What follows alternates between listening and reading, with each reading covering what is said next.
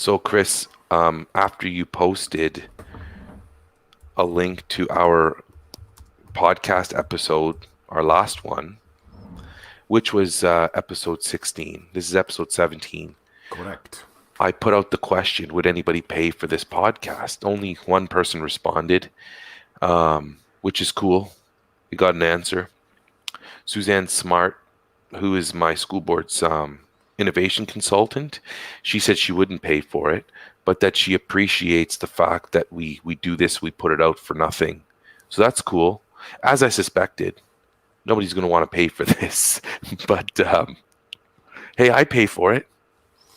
I spend money on it. I guess you spend a little bit of money and time too. But anyway, long story short, somebody answered the question, which was cool. I Yeah. appreciate that. I was in a chat with I think somewhere in that stream there was also Andrew Campbell uh jumped in on it talking about how, there's I'd have to go back to check the full bits of the convo, but I mean what it kind of came down to is that, we all hit paywalls, and then kind of one of the behaviors that's common is that if you hit the paywall, you sort of just kind of pivot sideways and you go looking for similar content somewhere. And it got me thinking, kind of like in a parallel path. Do we do we have the perception, just in general, we, me, you, other consumers of let's say podcasts, that this isn't entirely, is it free, is it freemium, like what is the general expectation of podcasts? Is it that it's just free content, even though you're sort of hit up with commercials every once in a while? So it got me thinking about that. And the ask is funny because part of it is we're asking at least two questions in the one question. Do you appreciate our content, which your colleague answered, and do you in general pay for podcasts? So it's a double hit, right? But yeah, it still had me thinking about that and thinking about my own behaviors as well. Like, I'm not currently paying for any podcasts.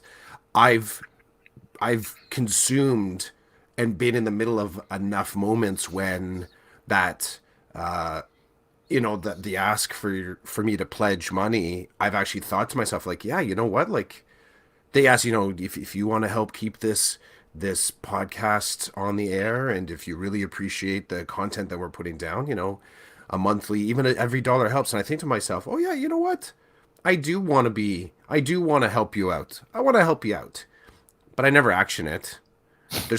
I don't, I'll just say, sorry, I haven't, I won't say that as dismissive as it sounds. I haven't actioned it, but I have been caught up in that moment of, maybe I should sort of dive in and become a patron of this art. I don't know, man. Here's where it lands for me. Intention. You and I Okay. do this for me. You and I do this every week with no intention of, like, I don't do this for anybody else. Maybe these people who are charging for their podcasts, maybe they are doing it for other people. I don't know. Gotcha. I don't know. And maybe I'll ask, but I don't, I just feel like when we do this, we're purposely doing this. We've got reasons why we do this, and not one of those reasons involves making money or providing secret content. So maybe that's part of the key to this. I don't know. And also I want to say I did forget about Andrew's tweets. Sorry, Andrew, but I don't think Andrew directly answered any questions. I think he just provided more, which is great. Hmm. That's why it doesn't sit in my memory the way Suzanne's does. But I appreciate that, Andrew's perspective on it. And you and I have both talked about, we go around the internet and we find what we're looking for. And when we hit that paywall, we just turn around or go around it or whatever and just keep looking, keep asking. So maybe that's it. Like, maybe people are actually creating content with the intention of selling it to other people. Whereas you and I don't have that at all. Like, we don't do any of this thinking we're going to sell it, or we're, we're just talking, and then we're just pushing it out, and people Mhm. will listen to it, and we move on, kind of thing. Yeah, I don't. I do. I hear you. I do think to myself that others, their intention is to sell. Like their intention is to sell a product. And in some cases, the product is them. Like, we've heard all the sort of like the we've heard that all the sayings around, like, when you're buying into listening to other people's their media posts and that kind of stuff, understand that there's always an algorithm in the background that is either feeding the person information that's looking to sell something, or giving you information in the sort of metrics as in likes and stuff like that, or feeding itself as in it's just looking to get to know you, so it's grabbing your data and saying to itself, not really, but saying to itself, I'm going to put more of this content up in front of this person. So I always, even if you're intending to sell me something, I always think of like all the other people that are in the room, in that all the other entities that are in the room, they're looking to capitalize on me.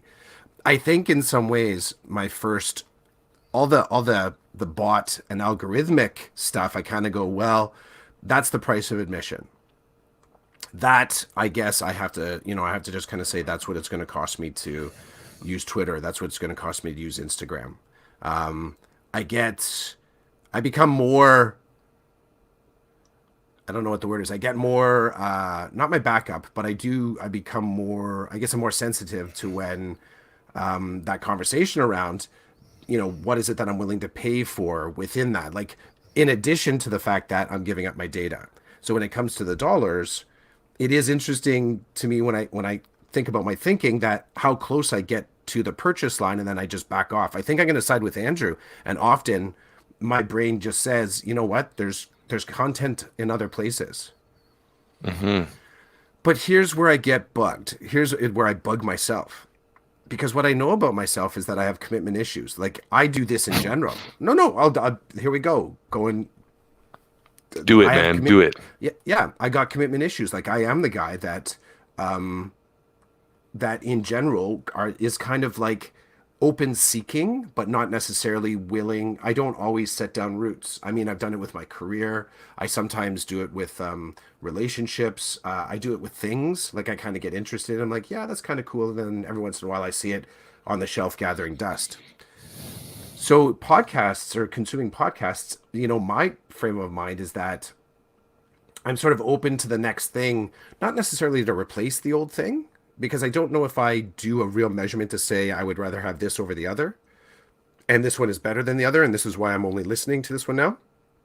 I think it's probably because the willingness in general of people like you and I and others to just kind of put their content out there. There's a real high risk, and like putting that podcast content out there, if that is going to be your, I guess this is a small business risk, and we've talked about this before. Even talking about Aspinall, the the bravery it takes to kind of say, I'm gonna put out my content into this field of other people that are doing similar things, but I'm going to use it to try and make a living. And yeah, I haven't kind of like tripped that switch where I would say to myself, I could maybe make a living from the conversations that you and I have. I don't know. I don't know. You clearly can't make a living from the conversations you and I have, but I get where you're coming from. Yeah, I guess the public has spoken. And they didn't really speak. They So, didn't really. Yeah, that's true. Well said. so Well said. Yeah, yeah. we're just talking into a vacuum, and a couple of people check it out every now and again, but it's still, but like, it's not going to change what we're doing, I don't know. right? It Like, won't. I feel like what we're doing is, I don't know, brings me some joy. It's fun, good times. I have to say, I'm going to shift gears here. You've got a very hipster look today, Christopher. Oh, Very do I? hipster. Oh, you're looking like you belong in a coffee shop right now, sipping on Dude, some I always belong in a Muju coffee tea shop. or okay, you some hip tea, I don't know, or some mocha fracca something chino Care, drink. careful with your consonant I'm blends there, dude. That was close to no, no, no. yeah. I was very aware of what I was doing. Trust Gotcha, me. gotcha. Um, what do you want to jump into next? It's been a really weird week. Yeah, Oh, can we talk a little bit about the how are you? Hey, how are you? How are I you love doing it. today? Dude, can I preface it? Can I do a quick a bumper on it? Bump it.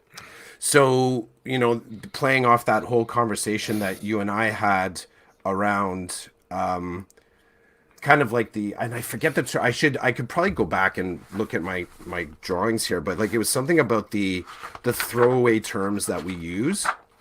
Yes. I think part of this came out of this new sort of thinking is partially out of this combo back in episode 2 when we were Okay. talking about the importance of names. I think somehow that created a portal to just being intentional and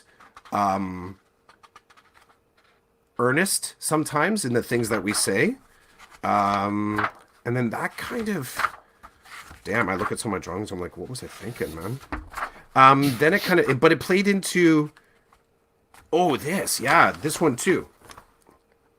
Like Mm, what's on the kind of other side of making honest conversations. And then we kind of led into the fact that we kind of had some fun with the saying stuff like prefacing a statement. I don't remember what we called it, but prefacing a statement with can I be honest with you? let me be honest here for a Yeah, let me second. be honest for a second.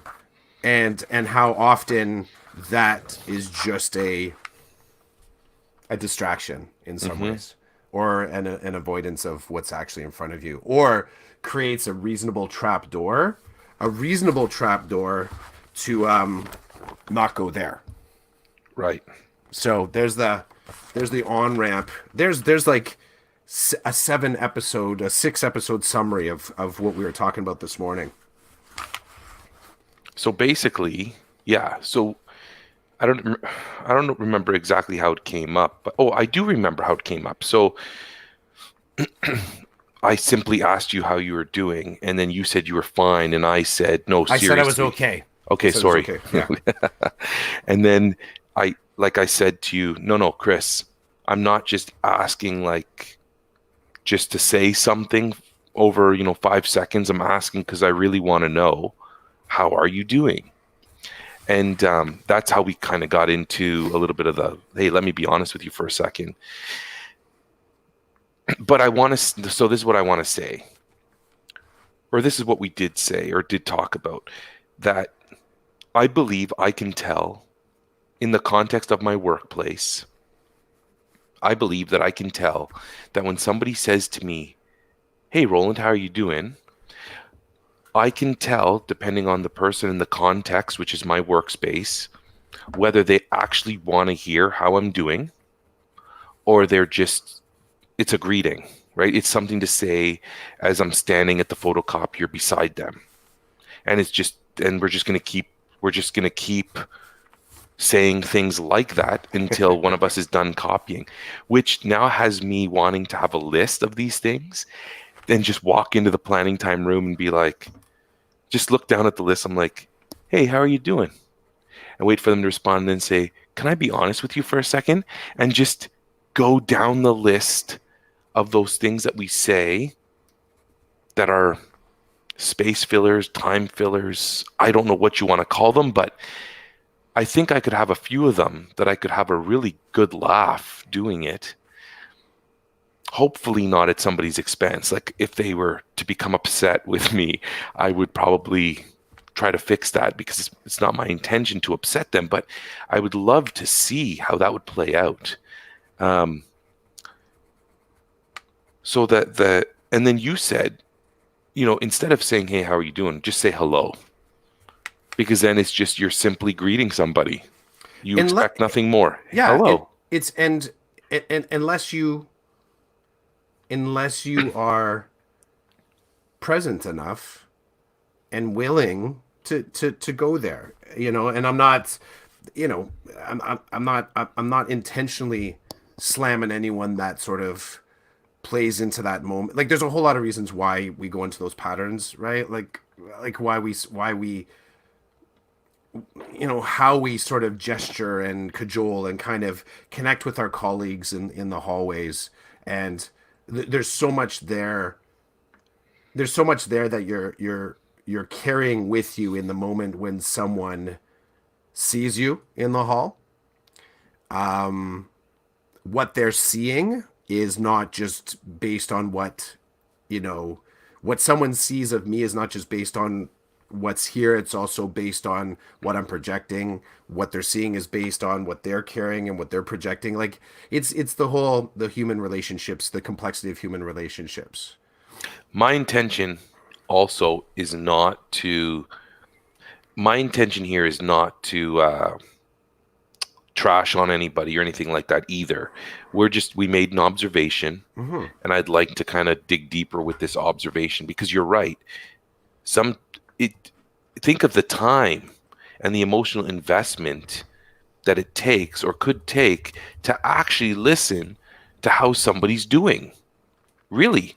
And it makes me it right away it comes to mind a teacher last year that works in my building who's having a bit of a rough go. And and she was in the planning time room and I came in and I said to her, "How are you doing?" And I didn't mean it. I didn't mean for it to be taken seriously, but she took advantage of that moment and she let me know how she was doing. And after the first, I don't know, like few seconds, I realized, oh, like she's hunkered in, she's bunkered in and ready to tell me. She's locked, ready to She's go. locked and she's like, oh, he asked me how I'm doing and I'm going to tell him how I'm doing.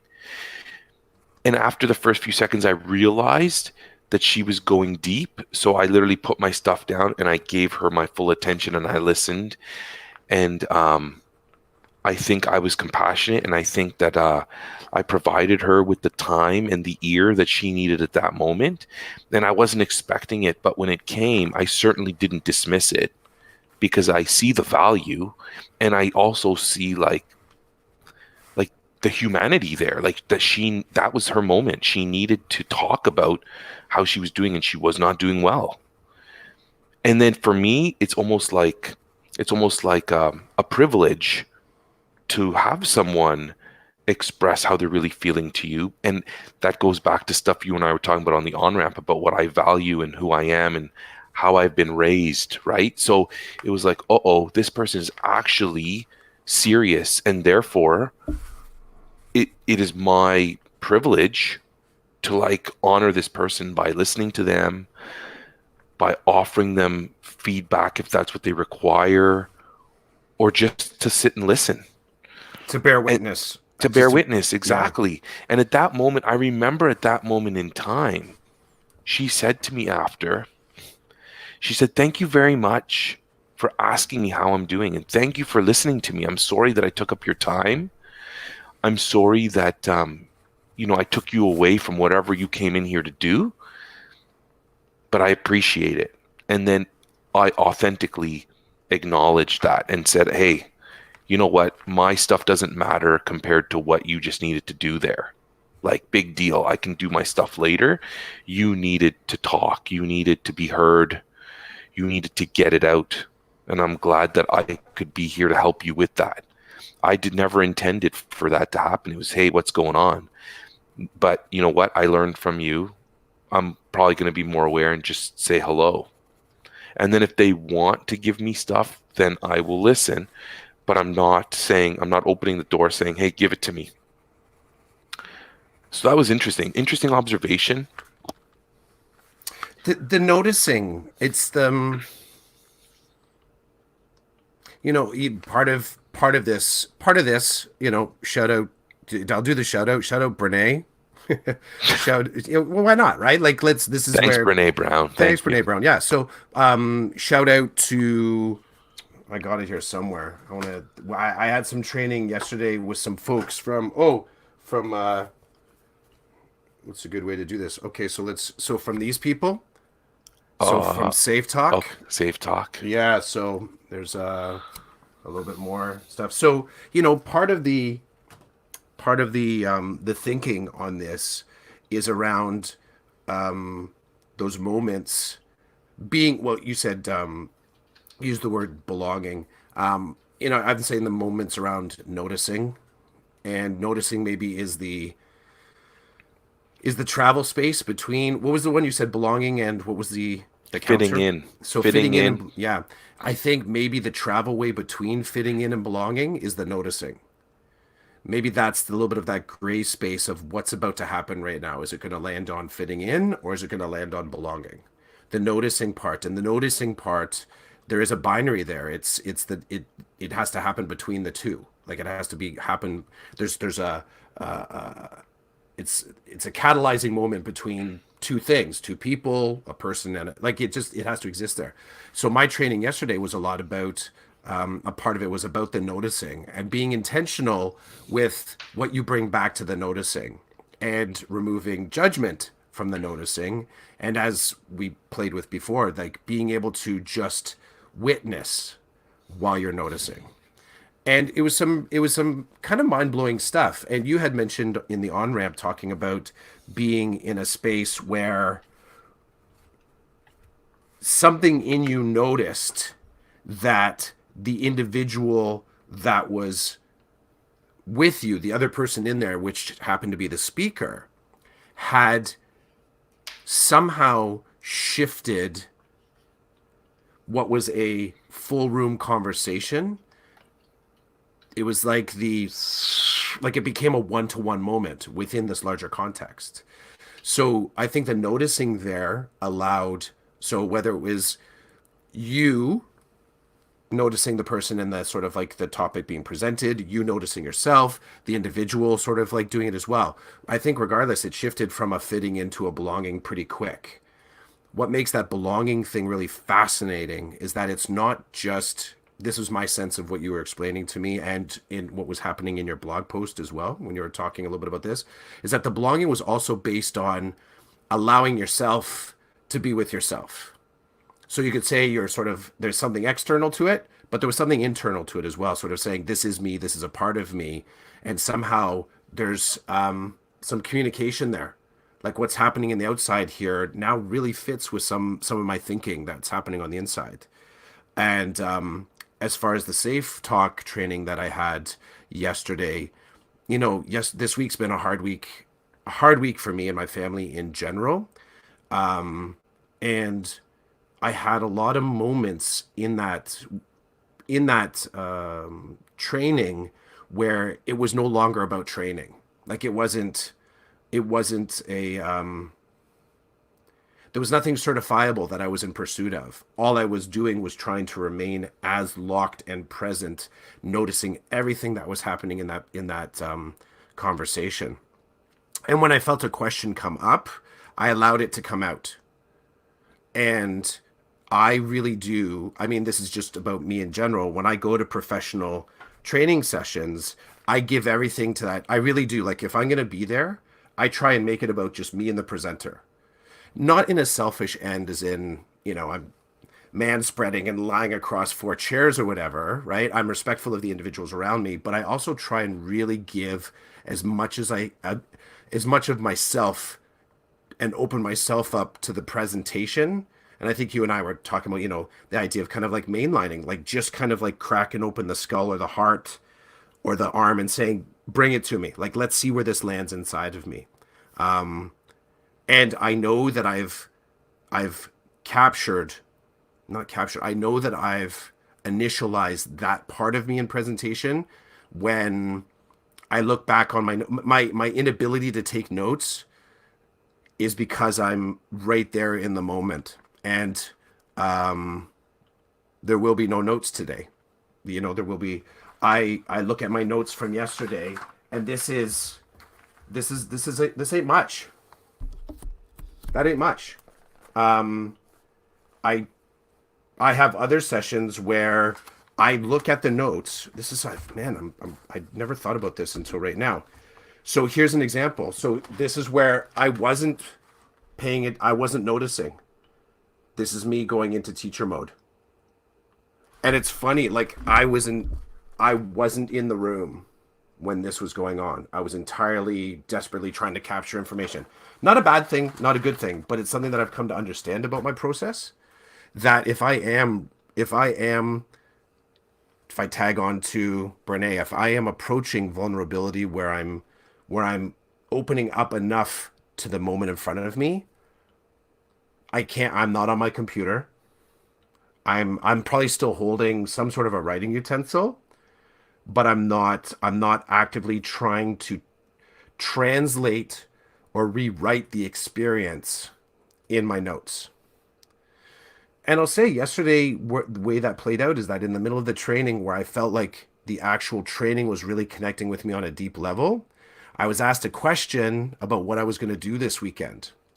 Now, part of what was playing out with this weekend was supporting other people in my family that are having a lot harder time than myself. And this is where I dovetail up to the, hey, how you doing? Are you good? So some individuals asked that. One at the table said, the hey, how you doing? And then the other person asked, what are you up to this weekend? It was almost simultaneous. And I told them, I shared with them some of the challenges from the week and how that was leading into some stuff in the weekend. And I will tell you flat out, they listened. Could have been that we were all in the same training and we were being sort of like being told to notice and being reminded that, you gotta kind of you gotta be in the moment when someone potentially is about to share something kind of life changing. But I also know the two individuals that were sitting with me, and they are highly supportive, very open, very kind individuals, and they both listened, and they both gave importance to what I was saying, and they both told me that it was important, and that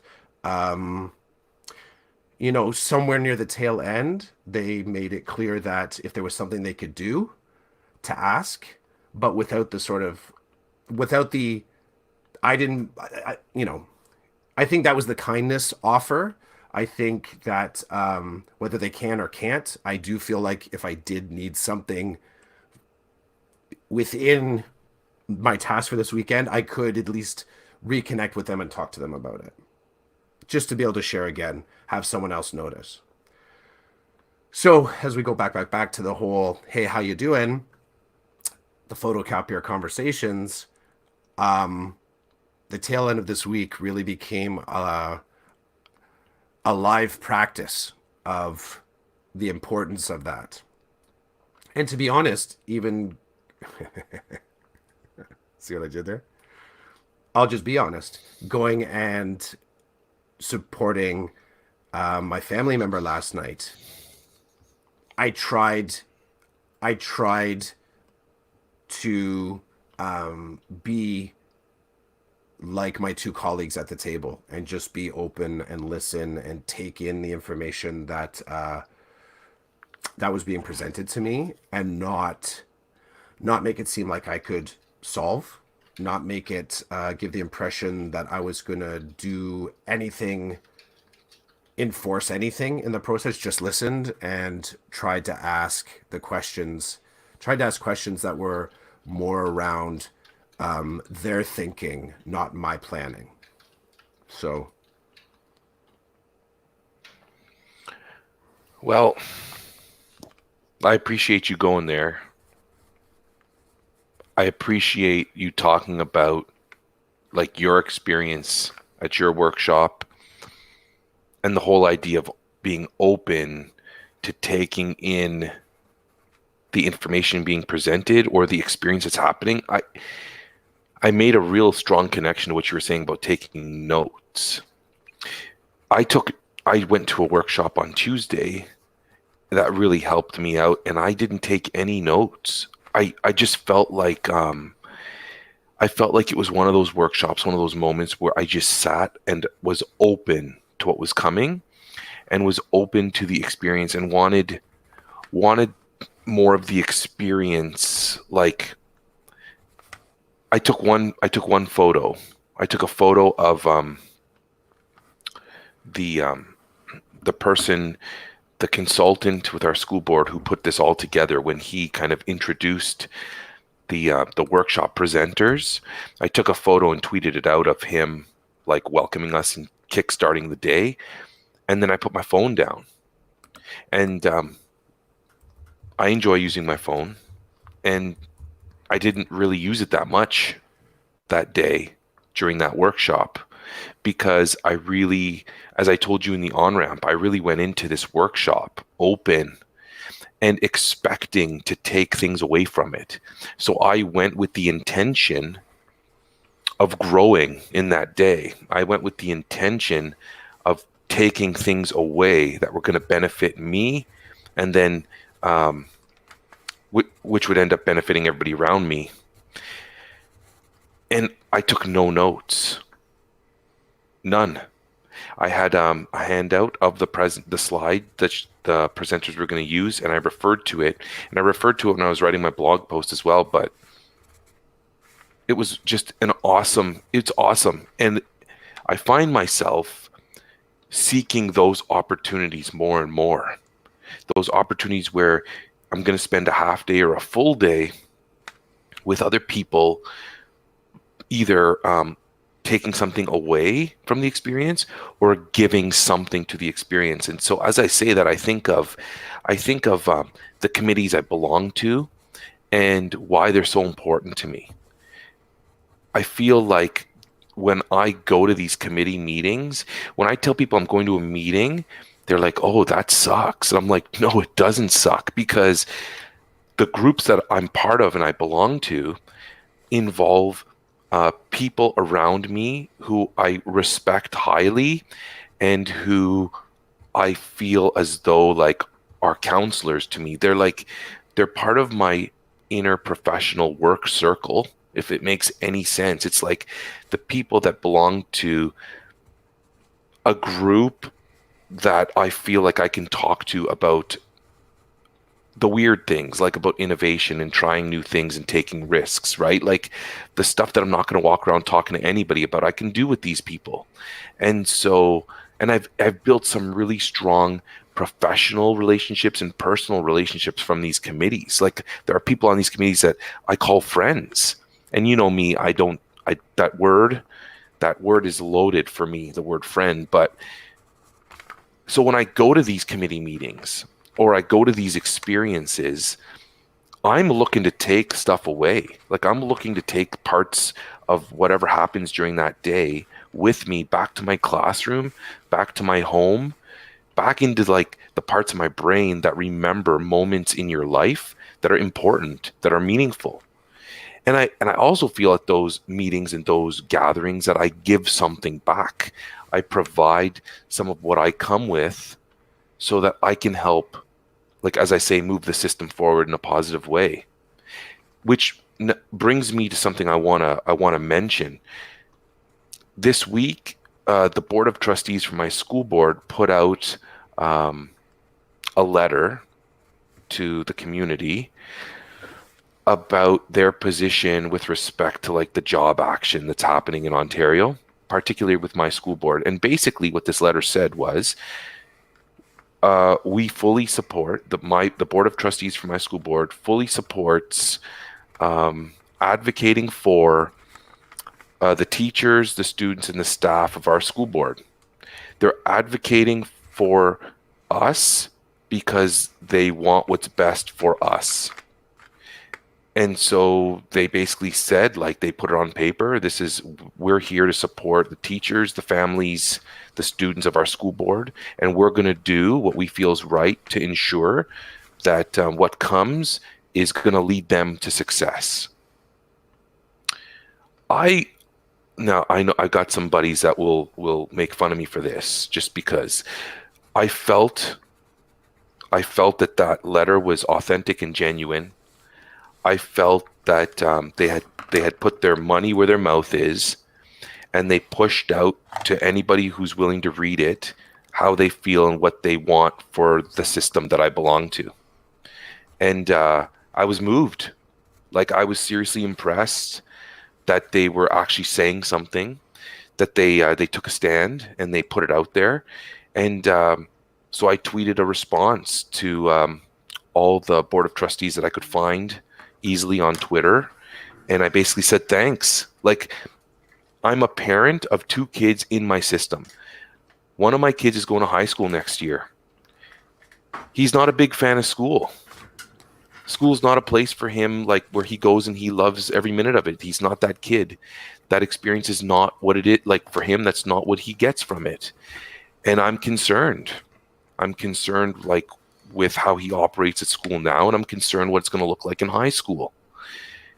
And so there are some things happening that I'm against as a parent and a teacher.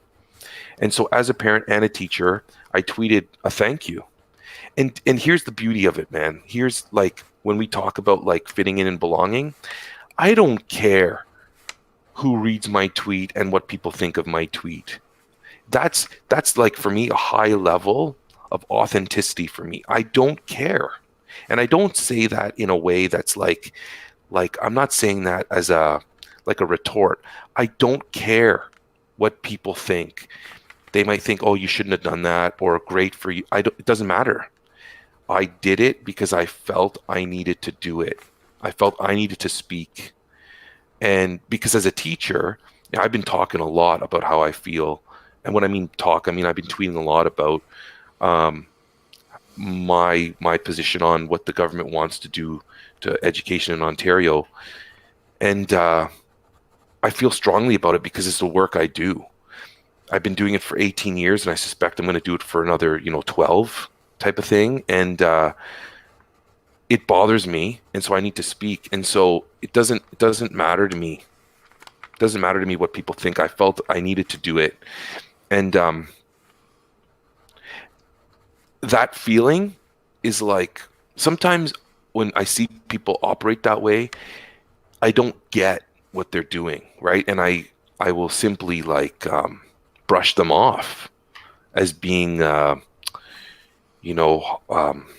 highly polarized or militant. I've used that word before, but I get it. I get it because this is how I've been feeling these days, like very polarized in my opinion, in my perspective, recognizing that I'm a professional and so I need to balance it out a little bit. But when you're in that zone, the zone of experience, the zone of, you're hyper focused on what you're going to experience or what you're entering into. It's the beauty of the periphery around you disappearing is just simply amazing. And you alluded to the fact, and I think you spoke about it just a little bit, about my experience at the workshop I went to. It was about daring greatly, based on Brene Brown's work. And that moment where I was talking to the workshop presenter and she was talking to me, there were like 25 other people around me, but they didn't exist in that moment. In that moment, having come into the workshop, being very open to the content that was going to be provided, to the vulnerability that I was going to have to expose myself to, nothing mattered. What mattered was this person is asking me a question to try to help me kind of wade through the weeds of who I am and what I'm about. That was the focus. And it was an amazing feeling. It's such a rich feeling. And so no notes were taken. I tweeted out a couple of times, but from that experience, I completely took away a few nuggets that I believe are going to help me. And, just like a little joke, on Friday, we were at hockey in the morning, 6:30 a.m. practice for my son. And I was talking about this stuff with passion, with energy at 6:15 in the morning to the 3 or 4 dads that were sitting with me, willing to listen to my experience. Who, these guys, I consider them friends. I've known them for years, and they're on a similar journey to me, where they're trying to find, authenticity. they're trying to find like who are we? What are we here for? What are we about? It's like the bigger picture stuff, right? So when I say to them, "Hey, how are you doing?" They know that I want to really know how they're doing. They know. And when they say to me, I know that they're ready to listen. They're there, and I feel that way with a large group of people that I connect with at the particular initiatives that I participate in with this school board that I belong to, and with some of the people at my work. And that I think is the biggest thing for me. It brings me joy, to be honest with you, to be able to like actually have an authentic conversation with someone that you trust or someone that you're building trust with. I feel it's huge. It's huge, and that's what life is about. Everything else is dressing. Everything else is like it's part of the existence, but the real good stuff comes from those experiences. And even like as I talk to you about this right now, I feel like I'm being vulnerable. You know, I'm providing up true thoughts, authentic thoughts coming from me based on experiences and stuff. And I don't, it doesn't matter to me. It's all good because what I'm saying like connects right to some of the things that I truly value. And I don't think that's going to change easily. Those values, they've been in me for a long time. And it's finding a way to let them out and let them go. When I wrote my blog post about my experience at the workshop on Tuesday, what was really calling my name was to actually, like for me, writing is difficult for me. It doesn't come easy. So the fact that I can blog in a written format brings me some satisfaction because it's not the way that it's not a natural way, but it's something I learned. It's like a way for me to take a risk. It's a way for me to be vulnerable, to put it out there in writing. But I so badly wanted to capture my thinking and my ideas on video because that scares me even more than writing. And I couldn't find the time yesterday at work to do it. I couldn't, when I found myself alone, ready to do it, someone would walk into the room. And I'm not at the point yet where there could be 3 teachers sitting beside me and I just turn on my camera and start recording my ideas and my thoughts. I'm not, that's not where I'm at. So that could be something that I do in the coming week or maybe this weekend where I find a moment where I can just turn on the camera and talk a little bit about it, connect it to the blog post, and then embed it in the post so that future readers can also press play and actually see me and maybe get a feel for, I don't know, if maybe they'll get a feel for like where this is coming from or the passion or the authenticity when I speak about it in a video format, which is just interesting, eh? Like I had that itch to do it. I badly wanted to do it. The universe said, no, you're not going to do it today. There wasn't time. I want to throw in one more thing, and then I'm going to let you kind of take over with your thoughts or ideas or how you want to move forward. But so I'm sitting at my U-shaped table where the kids come and we conference and stuff. And I'm doing some writing and it's almost lunchtime. And I think to myself, okay, today at lunch, I'm not going to leave the room. I'm not on duty, but I'm not going to leave the room. I'm just going to keep rolling with my work. So I say to the kids, when the recess bell rings for lunch, go ahead, grab your lunch, do what you normally do. I'm staying, FYI. I'm going to be in the room working. So don't mind me, but don't lose control either. So as I'm preparing to do this, one of my students wasn't feeling well at all. And he went from coming into the school saying, I'm not feeling very well, to like pale, kind of whimpering that he was in pain. And we had called his guardians, but unfortunately, the person who had the car, they couldn't reach. So they were working on finding that individual to come get him. So he said, I'm not hungry. I said, that's fine. Just put your head down, take it easy. Like there wasn't much more I could do for him than to just say, just put your head down and chill. We're waiting for someone to come get you. And so I'm working, the kids are eating, and it's getting close to recess time. And he says to me, I don't think I can go outside. And I said, buddy, I don't expect you to go outside. I'm not leaving the room. So you can stay, rest. I'm just going to keep working. So don't worry. You don't have to get up and move or anything. Just relax.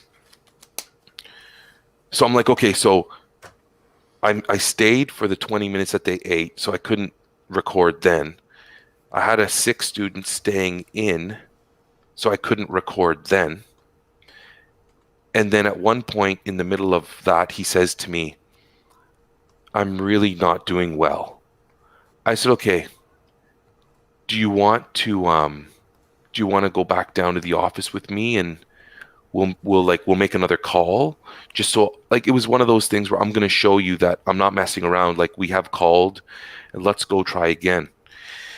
And I think, okay, so I'm going to walk him down to the office. They're going to call and I'm going to let him then, I'm not going to move him again. I'm going to let him put his head down there and he's going to chill there. We get out into the hallway and we're halfway to the stairs and he stops. He's like, it's coming. I'm like, oh, geez. And he just starts vomiting. And as he was vomiting, I'm like, okay, so it's not going to happen now either, because I find myself in a situation where I need to assist. So I'm walking one way, he's behind me. A teacher is walking towards me and looks at me like, oh God. She runs into a classroom to get some paper towels. A little bit of a funny moment. There's never enough paper towels. No. There's never enough tissues. It's just like you're thinking to yourself, dude, am I wearing an extra t-shirt? Like, it's just, I totally get this. Like, you're looking to grab whatever mop up tools you can get. She runs into a classroom and says, I need paper towels now. The teacher's like, they're over there. And she's like, Chidiac needs them. And the teacher, not knowing what's happening, says, Chidiac's always taking my paper towels. And this teacher looks at her. She goes, no, now's not the time. Like, yeah. So That's she awesome. runs out and by chance. Is that true though? Is that true? Like, Yeah. I'm always snaking the paper towels and the tissues. Okay. I'm telling my kids, go next door and ask to have some. Mine are all out or whatever. And by chance, I see a garbage pail. So I grab it and I bring it over to him and I put it right in front of him. I'm like, dude, try to get it in here if you got any more. And he's still going like a champ. Like, I'm like, oh my goodness. So he's going, the paper towels come out. Unfortunately, he got it on him, on his hands and his sleeves. And so I'm doing my best to offer him the paper towels to do his best to clean himself off. And now people are coming out saying, how can we help? I'm like, get a custodian, let the office know again, this has happened. So the custodian comes and she's doing her bit. And so we got him cleaned up enough that I moved him to the side of the hall. And I said, sit here. Because he looked like death at this point. I'm like, sit here, gave him the can. And then the teachers who took over were like, okay, you go call home.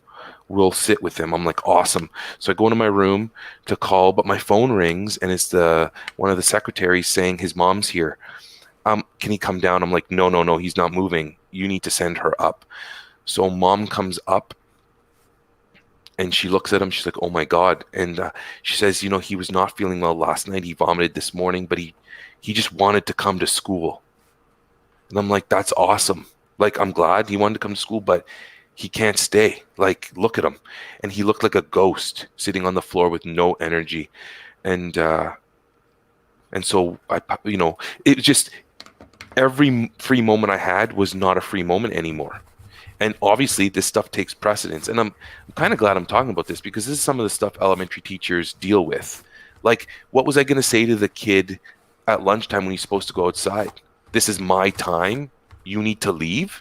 Like, that's not how it operates. But I bet you some people would love to think that we just kick kids out into the cold when they're not feeling well or whatever. That's not how it works, people.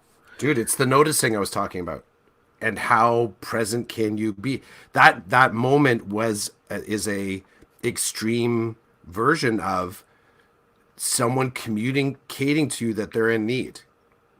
It is the standing at the photocopier with your colleague. You look over, and in the moment that the words come out of your mouth, "Hey, how you doing today?" which is just the common tongue of greeting, you happen to notice that they're looking a little pale. And then you're noticing that they're looking a little pale, which is different than their baseline. from what you've gotten to know them, or you're just like really big and human. You're like, people aren't normally that pale, and they say, "Oh, I'm okay." You're like, "Good stuff. Have a great day." Right? So that noticing that there's a powerful little bit of the noticing that you did and saying, like, I have to pause here. Or maybe not even saying that to you, not even saying that to yourself, you have to pause there. You just pause. Well, it was just like, yeah, well, I'm not recording my thoughts right now. Yeah. It's not going to happen. Um, anyway, to wrap all that up, he leaves. But when he leaves, now I'm gassed, right? Like I'm like, I kind of feel like I'm gonna vomit myself because I don't particularly do well. Like I just watched him do it, and I was like, oh man. And I'm trying not to start gagging while I'm trying to help him, Yeah. and I'm trying not to look at the mess on the floor. And teachers are like hiding in their classrooms because they know if they come out and they see this, they're going next. So it's just one of these social things, right? So it's like, so we wrap all that up. His mom basically picks him up and takes him away. Like And physically, like just kind of like scoots you up. she like if she saw him, she's like, oh dear. And Yeah. I'm like, yeah, he obviously missed and whatever. Like we've cleaned him up as best as we can, kind of thing. I'm sorry. And I gave her paper towels. I'm like, there's not like I'm not I wasn't it wasn't in me to do any more than what I had done. And Dude, the she's struggle is real. Maintaining the dignity of everyone in that is like, that's work. That's some pretty intense work. And a whole lot of it can happen accidentally if you're just kind of like doing your best kind of like Samaritan kind of like moment. Like, I'm gonna grind this out, and I'm gonna think about it afterwards, like, because there's stuff coming at you physically, emotionally, right? Like, you're just like, I'm just gonna get this done. well, that's the thing. So when it was done, she picked him up and held him. She literally held him like one hand, both hands underneath the armpits, kind of walking him down to the elevator. Um, and there was one of the other teachers, was helping. She had the backpack and the boots and the snow pants. Like, so, I was left to kind of like pick up the pieces, but thank God that my colleagues were around to say, what do you need? And they totally helped out with that. And I 100% appreciative. That's where you see the team. So like you might not communicate with certain people here and there, but when it hits the fan, everybody, I've noticed in my experience as an educator, when it hits the fan and you need support, everybody's there and ready. Whether you're tight, whether you're not tight, whether you get along, whether you don't get along, when work needs to be done, it happens. All that other stuff is put aside and you focus on helping. And I love that about my brothers and sisters in education. But so when this was over and he left, I was like emotionally exhausted. First, I felt like I felt queasy, and I felt like, there's like 5 minutes left, 7 minutes left before lunch hour ends. So I don't have time to do it then. Like it was just things were happening. The universe was like, you're not doing this. This is not what you're supposed to be doing right now. So having said all that, I hope to find time I hope to find time to do it because I would love to attach a video component to my writing component. And one other thing when we're talking about, hey, how are you doing? Here's some of the power of, hey, how are you doing that we're kind of recognizing here at the moment that we don't always recognize. I'm thinking 3 weeks ago, I'm in the planning time room and I'm on the computer. And in walks one of the teachers that has planning time at the same time as me. And I say, hey, how are you doing? And I meant it like, what's up? How are things? And she's like, I think I'm okay. My head kind of hurts though. And I said, well, and it was just, I was like, did you take any Advil or anything to help your headache? She's like, no. So, well, you might want to, like, you still have another half day to go. And, she teaches kindergarten. So I'm like, you teach kindergarten, so you might need something to get you through. And then she starts telling me that she went skiing the night before and she had fallen and hit her head. And I was like, whoa, you seriously? She said, yeah, I was skiing with my family and I had a wipeout and I hit my head. And I'm like, did you see somebody? Like you might have a concussion. And I was being genuine. I was like, you don't want to mess with that. Like if your head is hurting today and you smacked it yesterday skiing, there may be an issue here. She's like, I don't know. And she goes, and then she's like, these lights are bothering me. And I'm like, oh, the trainer in me, never mind the teacher, the hockey trainer is like, so I'm like, turn off the lights. So she turned off the lights. And she's like, the lights are bothering me. My head's hurt. Like, she's just, man, blabbing the symptoms of a concussion. I was gonna say classic Classic symptoms. symptoms. And I said, you need to see a doctor. Like, seriously, you need text your husband or something and say, after school, you're going to the doctor. Because this ain't getting better. No, I'm like, this Yeah. could be the start of like a lot of things that could come that is not going to be good. And if you keep pushing forward and you don't deal with it properly, it's just going to cause more problems. So she's like, you know what? That's maybe not a bad idea. And I'm like, do you need to go to the office and talk to somebody now? Like, do you need to leave? She's like, no, I think I'm okay. And I'm like, okay. And then planning time ended and she left and I left. I haven't seen her in 3 weeks. She's not been at work. The guy who's in for her, I know him. We went to teachers college together, and I didn't realize that he was in for her like a week and a half ago. I said, "Who are you in for?" Like, I see you're here every day, and he told me. I was like, "Oh no." He's like, "Yeah, I think she has a concussion." I was like, "Oh, just you don't know, eh? You never know when you're talking to somebody what's going to come out or what's happened, how you can help, or how you're hurting, or you just don't know." So that's where I'm going to land. But I don't know, man. We're at 56 minutes. I feel like you need to jump in, say something, and then see what goes, how this goes, what goes next. No, dude, I'm good. I'm good. I think this went exactly where this kind of launched out of our weeks. I think this launched out of our weeks. I think this sort of was what we needed to talk about. You know, if something a shift, if I could, but go do yours first. What were you about to say? I was about to say today for the podcast, I had a warm drink I and a saw that. cold drink. The yin and the yang. Now I haven't had any of the cold, but I'm getting there next. I just felt the need for a nice chai tea this morning, but I Hmm. also was really thirsty and needed something to kind of quench my thirst. I That want to reminds me. You've in fact I got mine too. a shout out to my Secret Santa. Um, I she gave me like a she gave me a questionnaire to fill out, and I filled it out, and she was awesome. I got this wicked box of chai tea from her, and it's been saving me the wake ups for the early morning hockey. I make myself a chai tea, and it's golden. So I thought I'd kick off the podcast today with the chai tea, and then I have some cold H2O as a chaser. That's what I was going to say. So I wrecked probably something authentic and amazing that you were going to drop. And I'm like, hey, cold drink, hot drink. No, no, it's all good. We can go a little bit random on the end. I just wanted to mention the so this is a little bit of the some dad style stuff.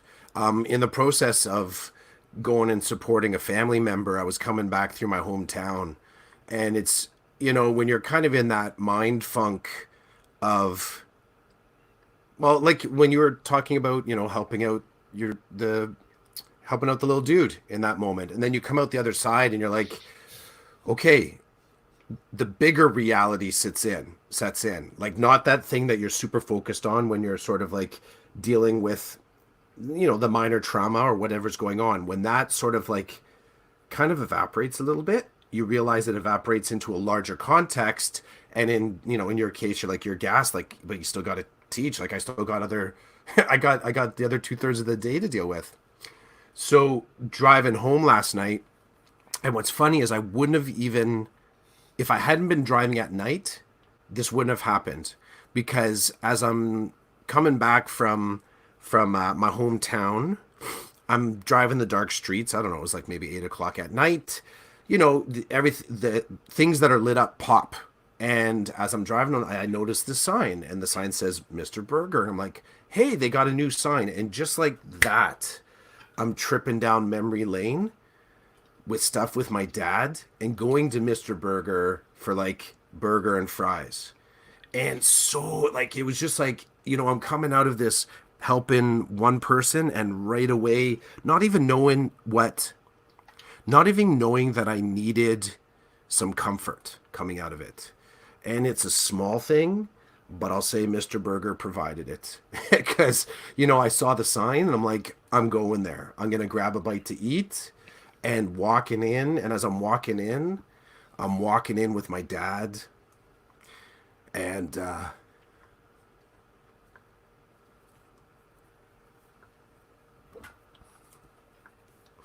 you know, just not knowing that's what you need, right? And it was awesome. The burger was so good. Man, it was so good. But like I was ordering my dad's burger, you know? It was awesome. This is the good stuff right now. Me right now, this is the good stuff. But I got to tell you, man, that burger was awesome. Banquet burger, fries gravy, orange crush. I'm throwing down the dad's order. I'm seeing myself, seeing him sitting in the seats and looking around the room like, man, this place has been here since 76. 1976. And all of it keeps kicking in, right? And I just getting hit with wave after wave of the good stuff. And yeah, it was not knowing that you need the comfort. It's cool when you clue into it. And maybe Brene has said this, maybe others have. You don't know. You don't know what you need necessarily, but in that moment, what I was being given is what I had to take in. It was right what was there in front of me. Even from pulling in the driveway, their parking lot is so messed up. And as I'm driving in, I'm going back. I'm like, I remember my dad complaining about the parking, like being worried about his Mazda GLC. If someone's gonna scratch it, or the fact that the shake maker's on the other side of the restaurant, like the people behind the counter actually have to walk to the other side of this restaurant to like this little kind of counter where they make the shakes. The idiosyncrasies of the place. But yeah, like it was a good burger. It's a good burger. I appreciate you sharing that, the whole thing. And I gotta make a couple of connections. The first one, the Do burger. Yeah, I know. When and you that's posted, yeah, go. when you posted the picture of the place, I was like, oh man, like literally, I was like, where is this place? How do I get to this place? Because The name says it all. Like, yeah, and drop the name for us again. It's Mr. Burger Mr. in Burger. Oshawa. It's on it's on Bloor Street, kind of at the intersection, almost like a T intersection of Bloor Street and Park Road in Oshawa.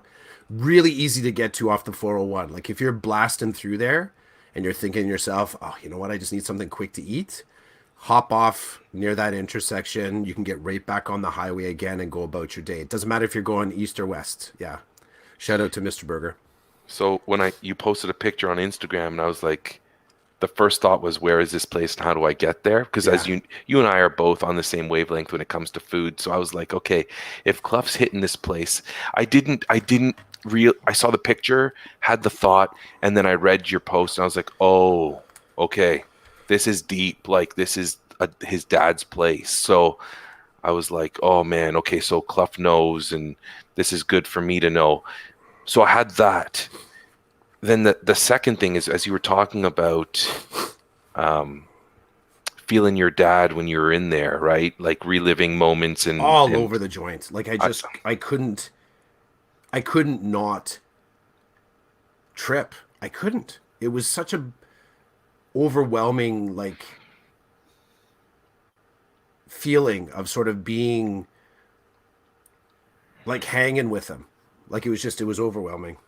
And based on the chat that you and I had last night when you were driving to Oshawa, Chris called me to talk about a couple of things. Supporting I'll say it, supporting my mom. Yeah, I mean part of that was like going to support my mom with something. So now that I knew that, and I hear about the burger thing and I see the picture, that's the universe was telling you where to go and how to get there, and you needed some time with your dad. And that's the bottom line. So the second connection is, it's funny that you mentioned that, because this week I was frying eggs for my son, and it brought back a whack of memories of my father frying eggs for me. And I found myself actually cooking the eggs, frying the eggs the exact same way that I watched my dad do it. So good. And I was like, it was a good moment too. Like it wasn't a moment like of sadness. It was like it was just that little twitch of, hey, I'm here. If you believe in that type of thing, hey, I'm here. Um, just pay attention to it for the moment, right? And then it goes. But seeing that picture, hearing you talk about connecting with your dad while you were there reminded me of my connection with my dad this week. And I found, I don't know about you, I know my father passed a longer time than yours, but Yeah. I find there are days and times where I find myself thinking of my dad and then thinking that I really could benefit from thinking more about my dad Yeah. in a Intentional way? exactly. Yeah. Yeah. I gotcha. Yeah, I gotcha. But it's also nice. The accidentals are, if I think about the character of my dad, he was a kind of pop up sort of guy, like his and my relationship. I don't have a continuous through line of like threaded memories. It's like, here's a cool thing we did, and then we had some time. And then here's a cool thing we did, and then we had some time. Like it was just kind of the nature. Even thinking back when I went to university and coming, he worked in Toronto. It would be sort of like I would be leaving my university town, Guelph, and thinking about the destination getting to Oshawa. And as I was getting on the train, I'm like, you know what? No, I'm just going to drop in on him. I'm going to drop in on him when he was in Toronto. So I would pop in and out too. So maybe there's, and again, like you said, if you believe in these kind of things, maybe the relationship, the nature of the relationship continues. He's just going to pop up. He's going to spend some time, and then we're going to go on our way. He's going to pop up and spend some time. Yeah. So, and that's all good. And what a perfect way to end this episode 17 today with talk about our dads, making that connection. So for anybody who's out there listening whose dad is not with them anymore, we feel it. We feel your pain, but we feel your joy when you make those connections. Yep. And if your dad's still around, give him a call. Yeah, and go for a burger. Yeah, make some eggs. Oh man, it's my armor. Oh, see, I'm taking it's armor. And there is that a heart somewhere in there? I don't know if I have a heart in my underneath my armor, but I love that picture, dude. If I were to get a tattoo, that would be it right there. The whole thing? Yeah, right, like on my sleeve, like shoulder type thing. That's what it would be, but I'm not ready to wear my armor that way yet. I dig it. That's a great picture. In fact, I think once you post it, I'm seriously going to grab that and hold on to it because Dude, you steal it. You steal it. This is Creative Commons. Yeah, anyone wants to take it for sure. I'll give you $5 for it. Buy me a burger. Oh, hey, that I can do. Yeah. That I can do. Our next food outing.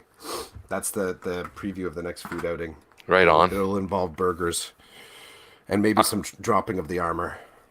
Oh, dude. Don't even go there. The armor's dropped when we're hanging, but we need to do a burger crawl. I know we're going to pay for it, but that would be fun. Yep, I'm down. Okay. Well, I hope you have a good week. Thanks, man. You too. I'm sure we'll chat throughout. Oh, yeah, for sure. Talk to you soon. Stay out of trouble. Thanks. Take care. See ya.